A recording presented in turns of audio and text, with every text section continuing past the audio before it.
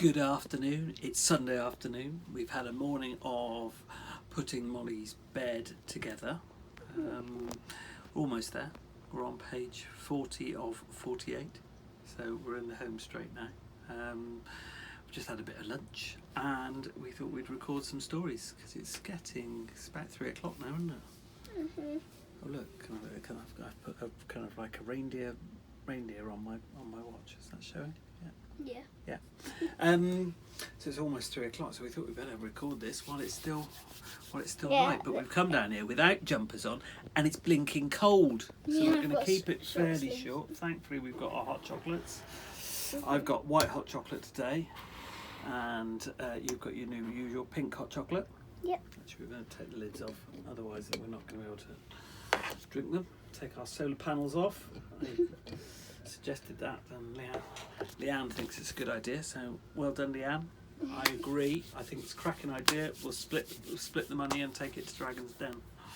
Right, what books have we got today?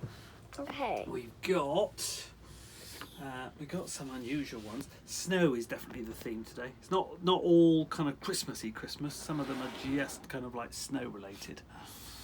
So we have got The Crayons Christmas, which is Christmas. I think we had that back in. We had certainly all the crayon books, didn't we? Back in. Yeah, and this one's like a kind of pop out. Yeah, in a way. Bit of pop out. Well, it's like, got kind of letters. It's got like letters like that you put out and read. Yeah. So the crayons have, if you remember them from the first time round, the crayons have all written letters and cards and things like that. So we've got Crayons Christmas. We've got, last week we had a book called That's Christmas by Richard Curtis and Rebecca Cobb. This is another one. So Richard Curtis, again, he's the guy that wrote Love Actually and Notting Hill and Four Weddings and a Funeral and that type of thing. Brilliant book called Snow Day. Again, sort of set around Christmas, but not actually of Christmas itself. Very much like a snow related one. Yep. Rather brilliant, but has got no words in it at all. It's all just pictures, a bit like the original Raymond Briggs The Snowman. Tell the story. So, like yeah. we'll tell it like just say words of yes, that you think. We kind of every time we read it, we kind of sort of make up new stories about the pictures, don't we? So we'll do that one. That's really, it's got lovely pictures.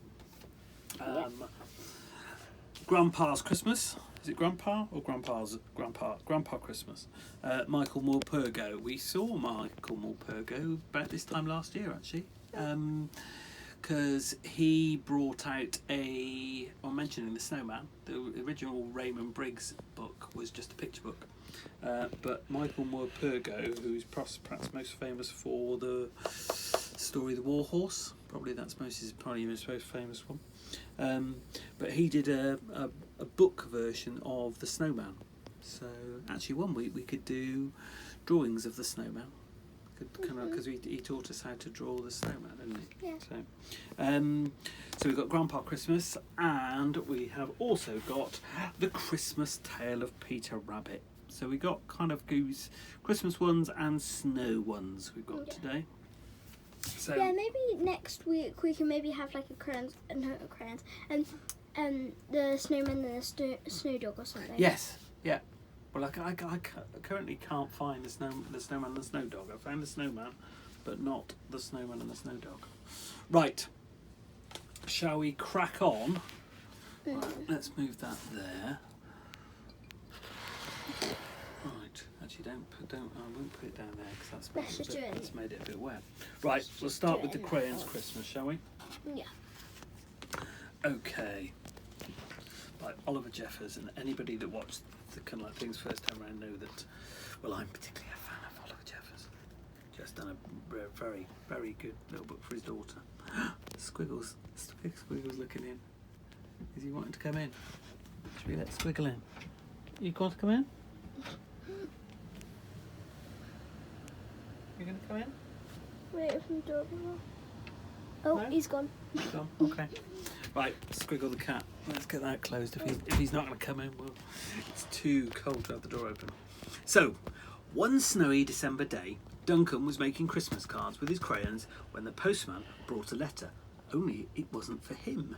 It says, from Mum and Dad to Peach Crayon, flat 4, crayon box, Duncan's room on the bookshelf next to the weird pen holder. And what is in it?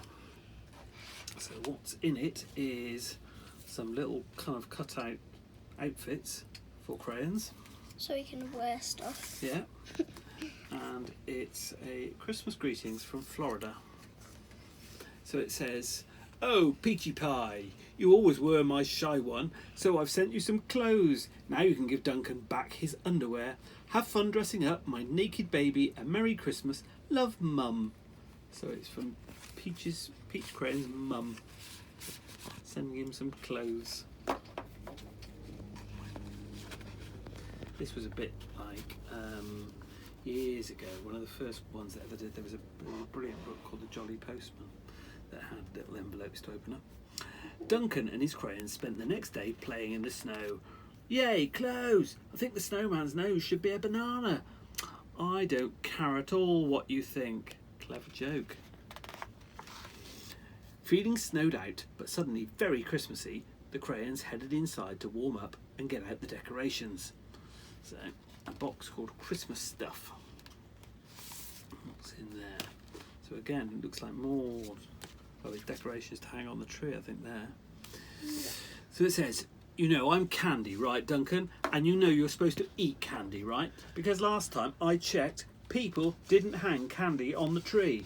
10 years in a row. I'm older than you are, kiddo. Now will someone please eat me and end this madness? Free at last. I was in there a whole year." That is true. I must admit, whenever we put candy canes on the tree, we've always put fresh candy canes, but I bet some people do just pack away the old ones. The next day, as Duncan and the crayons decorated the house, they heard a knock on the door. "Can I please not be in the back of the tree facing the wall this year?" "Ooh, look at me, I'm a stocking." "Oh, brother, I wish I'd melted to underwear instead." He's found himself glued to the stocking. It was the postman with another letter. This one was addressed to Beige Crayon. So, Beige Crayon, the crayon box. Why would you actually want to be eaten? I don't know, that's a bit odd, really, isn't it? Yeah. What have we got here? A little note. It says, "Hello, Beigey, my dear boy. I heard your allergies to gluten now from colouring all the wheat, but don't worry, I'm sending you my world famous and top secret gluten-free Christmas cookies and hot cocoa recipe. Merry Christmas and lots of love, Dad." He's struggling to put a marshmallow in it. Yeah. And you know what? Oh, and there is the recipe there. No. Oh, and so what does it say? So, Dad's world famous top secret gluten-free Christmas cookies and hot cocoa recipe. Step 1, go to shop and buy gluten-free cookies. Step 2, also get hot cocoa powder. Step 3, follow the instructions on the hot cocoa jar. Step 4, add too much milk so it's a nice beigey colour, maybe add a marshmallow. Step 5, eat cookies with hot cocoa. The best step of all. Not much of a recipe that really, that's just telling you to go and buy the cookies and make a hot cocoa. And you know what? The next night they made Beige's dad's world famous top secret gluten-free Christmas cookies and hot cocoa. Feel that stress just melt away. Just as they set out the cookies and cocoa, another letter came in the mail. This one was from Grey Crayon, who was away visiting his mother. Or visiting his family, rather. Oh, looks like some sort of something to put together. Don't know what that is. But that looks like a Hanukkah tree. "Hey Duncan, sorry I won't be able to make it home this year. I'm celebrating Hanukkah with my family. If I don't, I always get a little sad and grey around the holidays." Get it? A little grey? Because I'm... Oh, never mind. Anyway, here's a dreidel. Or a dreidel, I think it's called. Happy spinning, happy Christmas and happy Hanukkah. Grey Crayon. Oh, that's the thing. That's like a spinning top thing. Yeah, That was in. and I've read this story. So at the end, I think there's like a little game, and that's to the game. Right, okay. Like a Because we board learned about game. dreidels in what's it called, the Nutcracker. Yeah. Yeah. Struggling to get that back in there. After such a great present from Gray, the crayons remembered they had some presents of their own to wrap. Deck the halls with lots of crayons, fa la la la la la la la. With the presents all wrapped, it was time to go carol singing. Just as the crayons came home from carol singing, the postman delivered a big package of a chunky toddler crayon. Ooh, I ordered a Christmas gift online. That's how it works, right? You order gifts for yourself. It's not? Oh, sorry. Well, the good news is that we can all play with it. Open it up and see. What is it? The Great Crayon Holiday Race. Oh, it's a game, I think. Yeah, that's the dick game. Ah, right. Okay, like a Ludo type game. Let me just show that for the people at home. Yeah. And that's the And it dice for says, it. it was Christmas Eve, time for the big Christmas play. Someone's actually the chimney. He's being a reindeer, isn't he? Yeah. After the play, at the end of the night, there was a package waiting for them at the front door from the North Pole. But it wasn't from Santa. What is it?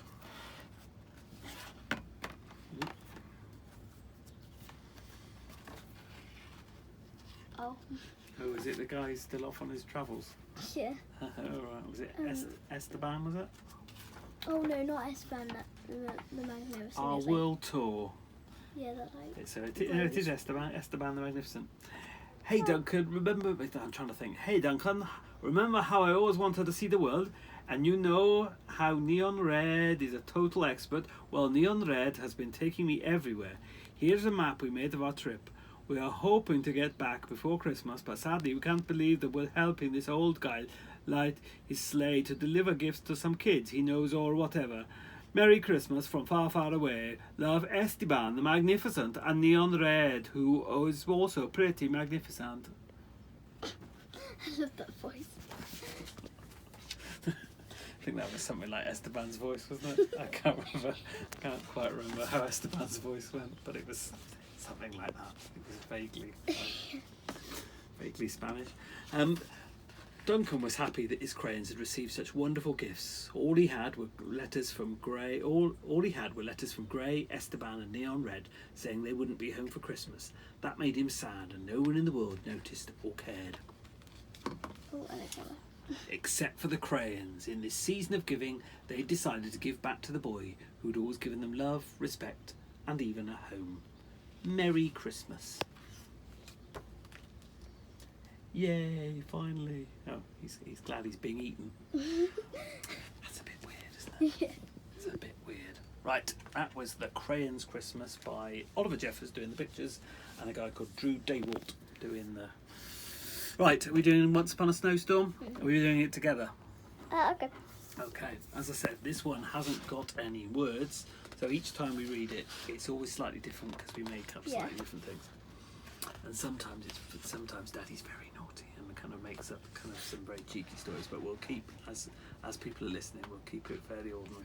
So what are we going to, we always sort of think this is, I don't know, it's in either Sweden or Norway or one of the Nordic countries. Yeah. So we'll say we're probably in Norway here, and I think the little boy, because we're over there, I think he would be called something like Lars. I think Lars is a good kind of name. And Then Hans, I think Hans. So his Hans, father, yeah. we're going to call him Hans. So father's Hans, and so the little boy Lars, he's coming up to Christmas, and he's looking out the window, and his dad Hans is out chopping wood in the snow. It's a beautiful picture, that, isn't it? He goes inside, and Hans is reading the paper, and Lars is drawing some pictures, and they're nice and kind of like cozy, warm. But he's hungry, so it's like, well, what's for tea, Dad? What's for tea? What's for tea? And Hans, Hans says, what? Or like maybe like we have no food left or something. Yeah, we got no food. Yeah, no food left. We just got a few crumbs on a plate. And then we go to the shop. Yeah. Meant to So be. Hans says, right, we better go down to the shops because we've only got these couple of crumbs left on a plate. Yeah, but I actually don't think there's a shop where they live. No. So they've got to go. You know, they've always got. And they haven't got a car either, so they've got to kind of like they've got to do a long trudge to the shop. So they have to put the scarf and wellies on and things like that. So they go out. So they're off to Tesco.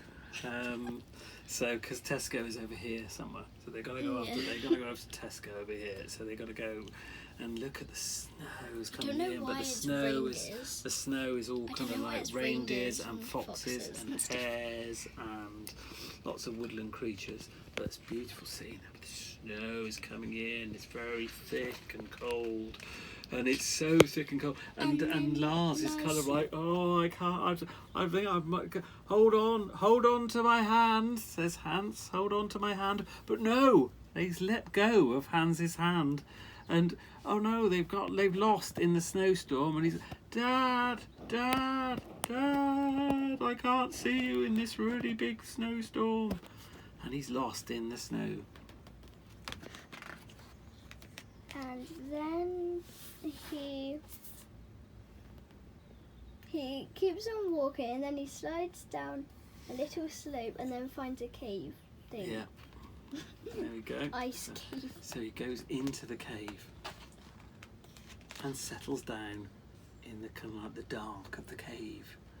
But the dark of the cave, kind of like you say a cave, but I think there's a hole in the roof, and he can see the kind of like the stars because they're up in the stars because these are all kind of starry constellations. Yeah. So the way that sort of like stars move. So I think amongst the stars you can see various different animals if you look really closely. Yeah, and then all those animals come to life. And when he wakes up, all of those animals that were up in the stars have all come to life. So you've got kind of like hares and rabbits and an owl and what's it called, a raccoon, another hare, a badger, a bear, some reindeer, some more rabbits, squirrels. What's that, chipmunk? I don't recognise silver things. And some foxes and probably a stoat hog, some mice and another one of those things. And they all kind of go, oh, looking at him, and he does the same, looking back at them. And they have a big staring contest to see who's going to blink first. It looks like Owl's nearly going to blink. Yeah, he is. He's kind of partially blinking in one eye, and he looks like he's just about to blink as well. And the bear goes, I don't know, what does the bear say? Just, right, he's just going right in a scary way or just friendly way. Friendly. And then he says, "Do you want a sweet?" So he gives him a humbug, and they both enjoy a humbug and become friends. And the boy says, "Oh, that humbug has made me really, really thirsty." And the bear says, "Oh, come over to this little stream here. You can have some water from the stream." But you haven't got a cup. I haven't got a cup. You'll have to just kind of like just scoop it up with your hands. And then they have a lovely feast of berries and conkers and conkers? Why would you eat? I don't know. Just chestnuts and berries and just bits of leaves. twig and things like that, and just mints or Tic Tacs or whatever it is he's eating. And then they all dance around, which is lovely, and juggle. Which is smashing. And then we've done eating, we've done dancing. Now it's time to draw pictures. So they kind of like daub some pictures on the cave wall there. But what Lars starts drawing is a picture of him and his dad, and he starts thinking, oh, I miss Dad. I hope Dad's all right. I hope he's kind of like getting on his way to Tesco okay with some, with the food order and not dead. We hope he's not dead.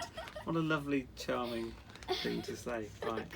So the bear says, "Don't worry, we'll find him. Even if it means that we got to go all the way to Tesco and scare all the people because I'm a big bear, I'll find Hans out." So the kind of like the woodland creatures all say, "Bye, bye, Bear and Lars." And Lars says to the bear, "That's where I live, over there. There. I know Tesco's over here, but there's my house over here." So the bear says, "Okay, get on my back. Let's go over this fallen tree, and we'll follow the sun. And and head we'll, to your house. Exactly, and we'll climb up this little ravine here." But Lars has got back from, Hans has got back from Tesco. He's done the shopping. The bear stays at a discreet distance because that's going to scare his dad. And Lars runs over and goes, Dad, I found you. Bear brought me back. And Hans goes, "Oh, what a relief! Though I really needed you at Tesco." And then the bear kind of like comes up behind him and kind of like the Hans is about to shoot him. Is that a gun or is that a stick? I think it's a stick. It's going to hit him with a stick, which is just ridiculous. The bear's just going to go. Yeah, if that was a gun, but Lars goes, no. The bear, who's now got a hat on, the bear he's a friend of mine. He's brought me back. He's brought me safe. You should thank him. Oh, that's his hat. Yeah. Oh right. Oh okay. No, you're right. That's his hat. And Hans goes, "Oh, I'm sorry. I'm sorry. I was about to hit you with a stick, and in hindsight, that was a bit foolish of me. So I thank you, Mr. Bear, for bringing my son back home to me." And the bear says, "Well, it wasn't just me. I brought him home. It was kind of like it was all the other woodland creatures that kind of like that kind of helped." Yeah, and So and Lars's father says, "Well, come on over then." And so the bear calls to them, and they all come over, which is nice. And they all live happily ever after. But the bear has to go because he's got a little baby boy of his own to look after. So he kind of goes to look after there. And there we've got the paint daubings on the kind of like the cave wall there of that story. There, that was called Once Upon a Snowstorm. That one's quite long. By Richard Johnson. How are we doing on time? What time does it say on that? There's 22 minutes. 22 minutes. I better crank up the speed then. Right, which one next? Snow Day. Snow Day. Okay. Snow Day. Lush book, this one. Not as I say, not Christmassy, but it's snowy. So anybody who's ever had a snow day, this is a good reminiscent of snow days. The date was December the 4th, and no one knew what was about to go down. It was an ordinary Wednesday, and the next day was going to be an ordinary Thursday. And all over London town, children did their homework and went to bed, ready for another long day of school tomorrow. And then something miraculous happened. During the night, it snowed, and snowed, and snowed. And then it snowed some more. And in the morning, everything was white, and everything was changed. As the sun rose, every single phone buzzed and every single email pinged with the news that there was no school today. Because no one could get into school. Not pupils, not teachers, not gym teachers, not even head teachers. No one. So not even Mrs. Wilson. She couldn't make it into school. Within minutes, the day already had its very special name. It was Snow Day for everyone. Wow, no. If it no, go back. Mm. I thought that was like it's taking up the whole place because it looks like. What are they? What's this down here? Oh, is that cars? That's car. No, I think no, I thought that was boats. it's not going to be boats. I think that's a car. That's a car. I think it's. Yeah, I think there's a it's the car. kind of like, but because the white is on the top of the Yeah, car. just from that picture and look at the doors there. It looks like it's half door because it's so high. Doesn't snow. And because that's wreaths on the door, isn't it? So because it's coming up to Christmas. Well, almost everyone, because at 8:30, one little boy turned up for school, and his name was Danny, and he was greeted by one teacher. His name was Mr. Trapper, and they knew pretty quickly that something was wrong because they were totally alone. But there was nothing they could do. Mr. Trapper had to stay in the school because there was a pupil there, and Danny had to stay because his mum and dad were abroad, as usual, and his aunt, who was taking care of him, had left the house at the same time as him, and he had no way of contacting her. So Danny and Mr. Trapper went inside to begin their day, which was a pretty bad situation for the two of them, because Danny and Mr. Trapper were enemies. Mr. Trapper was the strictest teacher in the school, and Danny was the worst student in the country. Well, maybe not the actual worst, but very near the bottom of the list. So the last person Danny wanted to see was Mr. Trapper, and the last person Mr. Trapper wanted to see was that nuisance, Danny Higgins. But they were both stuck with each other. For the first lesson they did history, during which Danny, as usual, found it hard to concentrate. Then came English, during which Danny, as usual, found it hard to stay awake. Then science, during which Danny found it impossible not to fall over, as always. Then it was break. Mr. Trapper went outside to smoke his pipe, and Danny went outside to do what every other boy in the country was doing, making enormous snowballs and then putting them on top of each other to make a snowman. But, like lots of boys, he found it wasn't quite as easy as he thought it would be. But then, after the snowman's head had fallen off for the third time, something rather unexpected happened. Mr. Trapper spoke to him. "You're doing it wrong," said Mr. Trapper. I beg your pardon, sir," said Danny, very shocked, because it was the first time Mr. Trapper had ever said anything to him that wasn't, "Shut up, Higgins. You've got to slice a bit off the top one to make the top one stay. Here, have a look." And Mr. Trapper showed him how it was done, and it worked. Then Mr. Trapper did a snowman of his own, rather a good one, and then they did a really massive one together. And after that, they made a whole army of snowmen. Then it was time for double geography, but they built a medieval fort instead.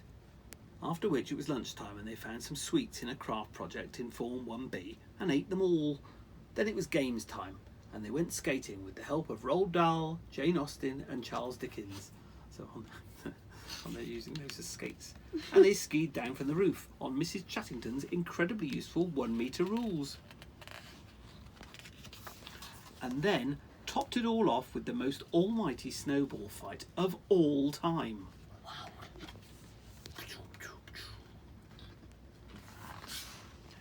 Then it was the last 2 lessons. In maths they designed a very big igloo, and in French they built it. And even though the design wasn't perfect, and even though they hardly said a word, they were both very happy indeed. You see, they both knew a lot about loneliness. Danny's dad was a really busy man and hardly ever played with him or asked him any questions at all. Mr. Trapper's dad had been exactly the same, and Mr. Trapper had never had any kids of his own. So when the end of the day came and they set off home, they both knew it was actually been one of the best days of their lives. Though, of course, they didn't tell each other that. The next night, it didn't snow again, and the next day, all the children went back to school. And as chance would have it, just before the break, Danny actually had a lesson with Mr. Trapper. But halfway through the lesson, something rather awful happened. Danny was just sitting in his chair when suddenly Mr. Trapper shouted at him, "Higgins, are you slouching?" "Well, I suppose I might have been, though I didn't know I was, sir." "Detention! I'll see you in here at break." Deep inside his chest, Danny felt the saddest he'd ever felt. Everything from yesterday melted away like snow in the sun, and once again he felt completely alone. At break time, as had happened 100 times before, Danny sat at one end of the detention room and Mr. Trapper sat at the other. Then, as always happened, Mr. Trapper wandered down after 5 minutes to check that Danny was actually doing homework and not just doodling. And Danny knew he was in big trouble, because he had been doodling and not doing homework. His footsteps are getting closer. And Mr. Trapper reached into his pocket to take out the detention book. But when he took his hand out, it wasn't the detention book at all. It was a piece of paper that Mr. Trapper unfolded and unfolded and unfolded again to show Danny what he'd been working on. It was the most wonderful thing that Danny had ever seen, and Mr. Trapper wanted a lot of advice about it because they were the Snow Day Boys. And when the time came, they had an important job to do. So exactly a year and a day after this story began, on December the 5th, it snowed again. All night, really hard. And it was definitely Snow Day 2. And absolutely nobody went into school. Well,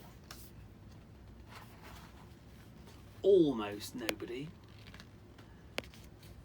Mr. Trapper, and Is that the front cover? That no, it's no, kind of that like page, it's the that kind of page, nearly that one. yeah. I think it's kind of like that. Certainly that one is the reverse of that one, isn't it? Yeah. There, Ace book like that one. That would make a good cartoon if he was ever going to do a cartoon at Christmas. I think that would be a good cartoon. Right, 2 to go. And they say, "Are you cold?" Yeah. I'm going to right. A quick slurp of hot chocolate.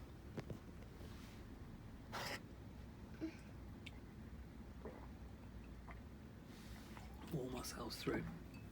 Right, Grandpa Christmas.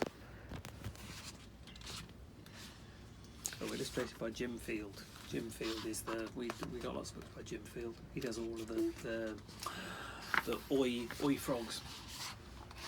Right. Every year at Christmas, I fetch the box of Christmas tree decorations from the cupboard under the stairs. That's also where we keep the diary I wrote when I was little. On the cover, on which I'd drawn dozens of daisies of all colours, I'd written, "Maya's diary. Keep out." I always take this diary out and hide it amongst the branches at the bottom of the tree. It's never that well hidden. There'd be no point. Everyone knows it's there because it always is, and they know why it's there too. And they pile all the presents round it. Our children, the whole family, know what's kept safe inside the diary. It's a letter, my grandpa's letter to me. Reading that letter aloud after all the presents have been opened is as much part of our family Christmas as Christmas cake and Christmas carols. Like me, they all know parts of Grandpa's letter by heart. Sometimes they even join in while I'm reading it. Here is what Grandpa wrote. To my little granddaughter Maya from her grandpa. Dearest little Maya, this Christmas, instead of a Christmas card, you'll have plenty of those, and instead of a present, you'll have plenty of those too. I'm sending you a letter from Grandpa. Not very exciting perhaps, but it'll be different at least. Scrunch it up if you want to, but I don't think you will. Excuse the wobbly writing. I think it actually may be Mia because Oh, is it Mia? Isn't Maya? Oh, you spelled would like have it. Yeah, it would be like the Maya that we know. Yeah, you're right. It's Mia. Yeah, you're right. It's Mia. Then. Remember last week you were helping me in the vegetable garden? I'd hurt my back, so you were doing the digging for me and stopping to show me every time you found another worm. And I was telling you to be careful with them, how worms are our friends and how good they are for the soil, how they help us grow our vegetables and how the blackbirds and thrushes need them too. And you weren't in the slightest bit interested. You were too busy giggling as you held up each worm to show me. I sat there watching you, pencil in hand. I was making a list of the seeds we needed for planting out the vegetable garden. Broad beans, my favourite. Sweet corn, your favourite. Seed potatoes, the Wilger variety because Grandma always thought them best for baking, as well as poppy seeds and foxglove seeds because the butterflies and bees love them. As I watched you digging away happily with your trowel and humming to yourself, my heart was full of love for you, Mia, and I wanted to write this letter to you because there is so much I wish for you in your life. I've loved these days when you come with me to my garden. I love everything about I love above everything your delight in it all. In that wriggly worm dangling from your fingers, in that thrush you keep calling a blackbird. Just to see you digging there in the good earth, so full of the joys of being alive, fills me with happiness and hope.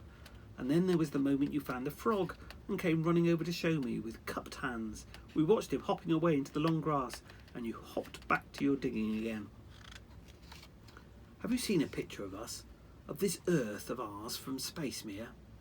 We are a bright blue bead spinning through infinity, a beacon of life. But one day, if we do not care for her, this good earth of ours will be as arid and lifeless as the moon. The life of this world is as fragile as you are, as I am, as trees are, as butterflies and bees and birds are, as worms and frogs are, as plants are. If I've learnt one thing for sure in my long life, 73 this year, Mia, and that's old, it is this. Earth is a living, breathing being, and we must hurt her no more. We're using her up, fouling the air and the sea, making a dustbin of the land, a sewer of the oceans, a graveyard of her creatures. We have to learn to love our Earth again, love her as much as I loved you and you love me. For you and I, we're part of this living planet, part of Earth's great family, and we're her guardians too. So I wish for you, little Mia, and for all children everywhere, a new world without war and waste, where children like you will be able to breathe in good, clean air and drink from clear, bright water. A new time when we grow and eat only what we need. No more and learn to share all we have, so that no one anywhere goes hungry again. I wish no tree ever to be cut down without planting 3 more in its place. I wish for you a world wherein flying our planes, driving our cars, heating our homes in our endless striving to be ever more prosperous, ever more comfortable, that we do not overheat the planet, do not melt the ice caps, raise the oceans, and so bring famine and flood and fire down upon ourselves. I wish for you a world where the whale and the dolphin, the turtle and the jellyfish can live the life of the deep undisturbed, in seas unpolluted. Those same seas, dear little Mia, where we have paddled and played so often on our summer holidays. Do you remember? I wish for you a world where the elephant and the lion, the tiger and the orangutan can live wild and free, never locked up and imprisoned simply for our entertainment, but left to themselves in their forests, left to roam their plains and their deserts. I was going to say deserts then. Left to live their lives in peace. These we have loved together, Mia, the sea, the trees, the blackbird or the thrush, whichever you wish it to be, that wriggly worm, that jumping frog, the good soil you're digging in, the moon, the stars, our whole wonderful earth rolling through space. So look after all we've loved together. Live always in rhythm, in harmony with this earth, then all my wishes will come true for you, and you shall be well. But all shall be well only if we make it well, little Mia. There's a lot of healing to do, a lot of loving. Your Grandpa. And when the reading is over, we all stand up and say, Happy Christmas, Grandpa. Happy Christmas, everyone. And then have a family huddle hug, as we call it. Arms around each other in a circle. I always like to think that Grandpa is in there in the middle of that circle with us. It's almost as if he's become our Grandpa Christmas. Oh, It that's feels a like sweet story. Mia is very tiny. Do you think? I think you're probably right. Right, last one of the day. Then we can go back inside the house. I can finish building your bed. You're going to be in your bed. You're going to be in your bed tonight. Probably. Yeah, I think you will be. Right, The Christmas Tale of Peter Rabbit.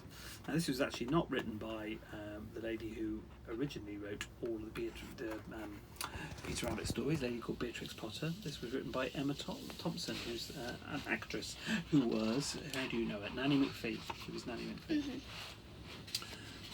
Right. Rabbits are always very uppity during the Christmas season, and Peter Rabbit was no exception. After upsetting a third bowl of mincemeat onto the sandy floor, he was sent to his aunt's to fetch a cup of suet. On the way, Peter bumped into his cousin, Benjamin Bunny. He was looking equally gloomy. His mother had sent him to Mrs. Rabbit's for a handful of raisins. Let's stay out of the way for a bit, suggested Peter. Good idea, said Benjamin, and the cousins set about playing rabbit cricket with holly berries and fir cones when William sauntered by. William was a turkey. He was a puffed-up person, full of his own importance. Nothing made him happier than his bold, brave fan of tail feathers, which rattled upon the cobbles as he strutted about. Turkeys and Christmas aren't generally a good combination. Christmas is a fine time, he gobbled at Peter and Benjamin. I am not sent to fetch suet or raisins. Mrs. McGregor brings me such treats every day. Nothing is too good. I am their honoured guest. And here William lowered his voice and said in an important whisper, for they say that on Christmas Day they are to have me for dinner. Quite quickly, Peter and Benjamin were struck by the same horrible thought. Will you tell him, or shall I? Whispered Benjamin nervously. Because that's when they say they're going to have him for dinner. They mean they're going to eat him for dinner, not just have him over as an invite. Roasted, said William. Are you quite mad? To think they would harm a single feather on my exquisite head? Never! And he puffed out his chest even more and rushed about in little criss-cross circles. But then Peter told him that his father had been put into a pie and eaten by Mr. and Mrs. McGregor. William's wattle went white. That's the wobbly bit, that fleshy bit under his chin. Roasted, he said again, very faintly. Peter and Benjamin felt very uncomfortable. Later, in a corner of the sandy burrow, the cousins held a whispered council of war. We shan't let them do it, said Peter. How are we going to stop them? Asked Benjamin. We'll hide him, resolved Peter. Good idea, said Benjamin admiringly. They'd both been severely scolded for forgetting the suet and the raisins. The next day, William was exceedingly relieved to hear of the plan. He'd not slept well owing to some very bad dreams.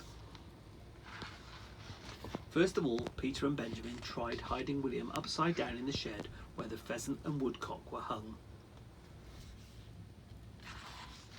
Then they tried hiding him under one of the rhubarb forces by the compost heap. You know what a rhubarb forcer? My grandma used to have a rhubarb forcer. Where they just keep him in a big terracotta thing. Then they tried to hide him in the coal scuttle.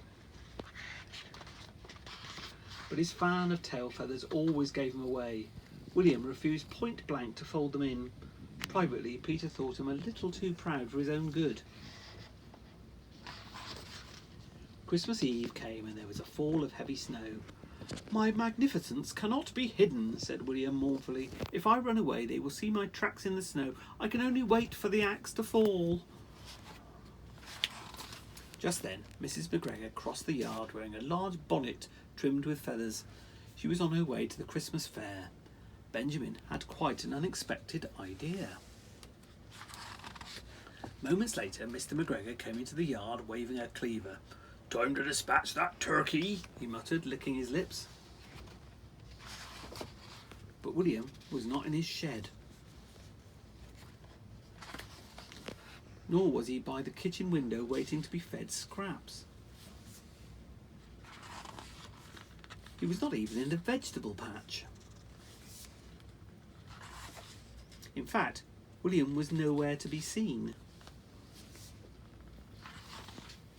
When Mrs. McGregor came home to find their Christmas dinner had vanished, she gave Mr. McGregor a frightful row. How in the world could anyone mislay a turkey that size? She shrieked. Neither of them noticed the fabulous new hat on the hall stand.